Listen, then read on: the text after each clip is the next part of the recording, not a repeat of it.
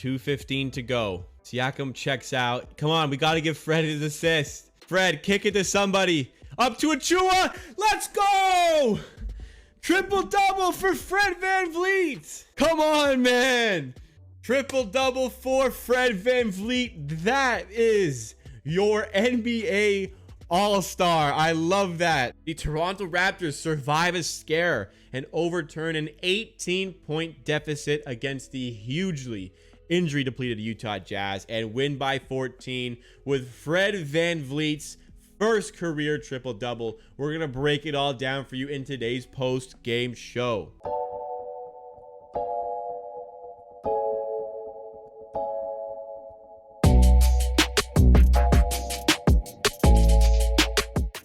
Welcome everybody to Amateur Hour Clips, the channel where you get a post-game show for every single Raptors game. So if you like this post-game show and you want to see more, drop a like on this one to let other people know that it's worth watching, and subscribe to not miss any of them in the future. But the Raptors, wow, this was a frustrating game.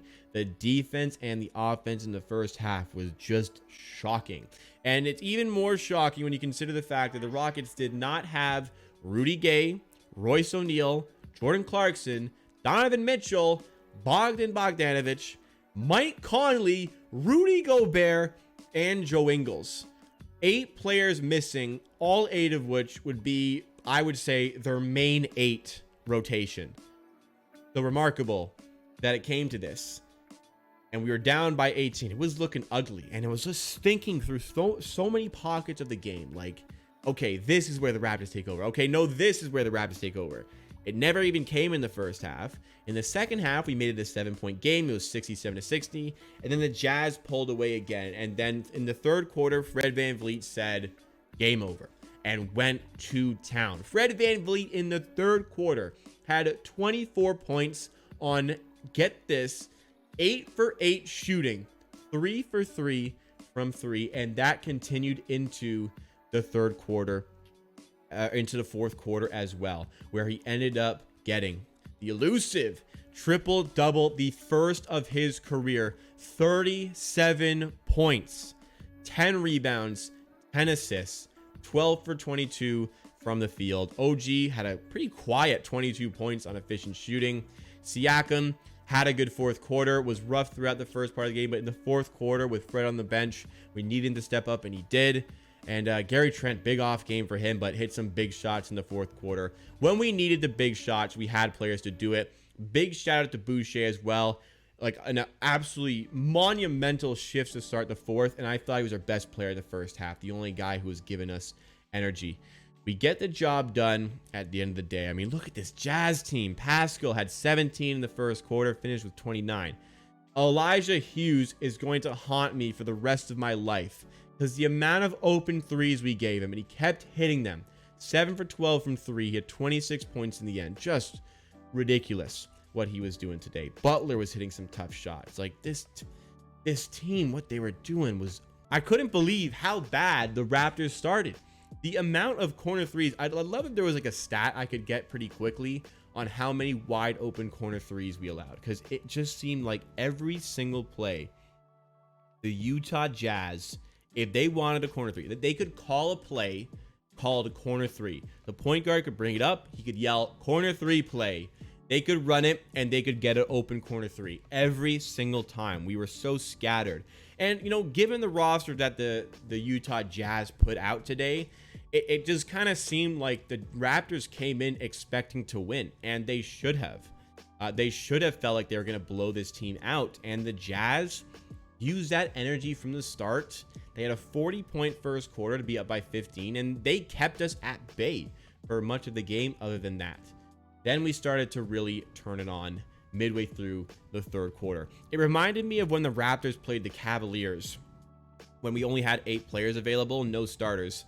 First quarter, we were only down by 1, but the energy faded off pretty quickly. The Jazz kept their energy, but with so many players missing, the energy faded off roughly 32 minutes, 32 minutes into the game. And that is where the Raptors really really got themselves going. And Fred VanVleet in particular was just a one-man show in the third, which sparked other players to chip in more in the fourth quarter.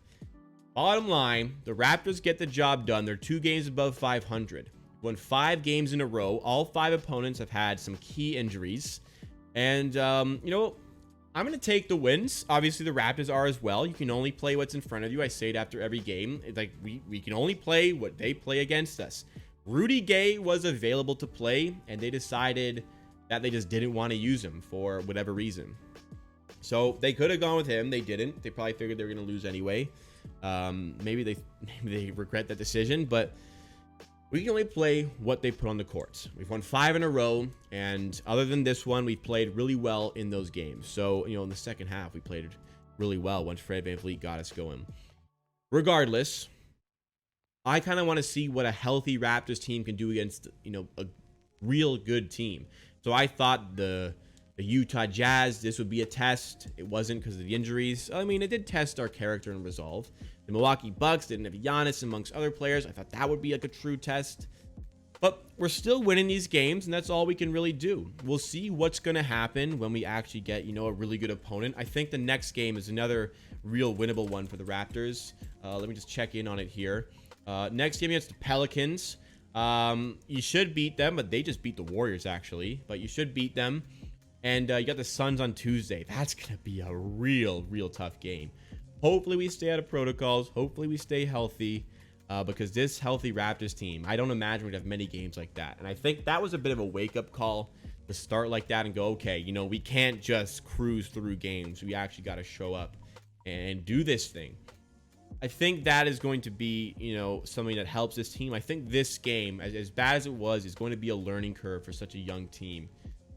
You know, basketball ain't played on paper. On paper, the Raptors were supposed to win by 12.5, 13.5 points, according to the betting odds. They did in the end, but it took a lot of effort in the second half to get to them to that winning margin. So, bit of a learning curve, but, you know, I'm going to go to bed happy with that second half, happy with Fred VanVleet's first career triple-double. So happy for him, catching fire at the right time.